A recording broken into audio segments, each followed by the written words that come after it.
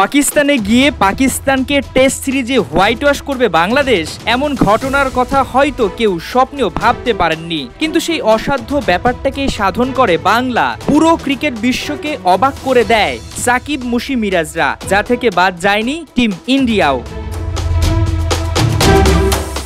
চলতি মাসেই ভারতের মাটিতে সিরিজ খেলতে যাবে নাজমুল শান্তর দল। তাই আলোচনা এখন একটাই, কোন নজরে টাইগারদের দেখছে রোহিত শর্মা, বিরাট কোহলিরা? এমন প্রশ্নের উত্তর অবশ্য পেয়ে গেছে টাইগার সমর্থকেরা। প্রথম টেস্টের জন্য যে বেশ শক্তিশালী দল ঘোষণা করেছে বিসিসিআই, তাতে একটা বিষয় বেশ পরিষ্কার, সাকিব মিরাজদের সমীহ করেই হিসেব নিকেশ করে খেলতে যাচ্ছে টিম ইন্ডিয়া। বাংলাদেশকে নিয়ে ভারত যে খুব সতর্ক অবস্থায় তা আরও স্পষ্ট হয় ভারতীয় ব্যাটার শুভমান গিলের মন্তব্যে।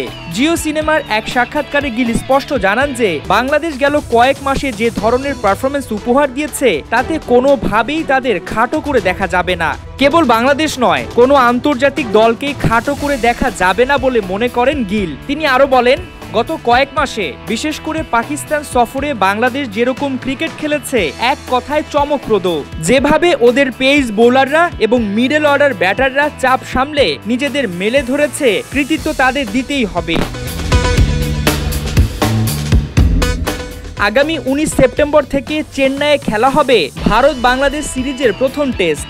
27 সেপ্টেম্বর থেকে কানপুরে খেলা হবে সিরিজের দ্বিতীয় তথা শেষ টেস্ট। 2 ম্যাচের টেস্ট সিরিজের পরে ভারতের বিপক্ষে 3 ম্যাচের টি-20 সিরিজ খেলবে টাইগাররা। মাহমুদুল হাসান সজীব, 71।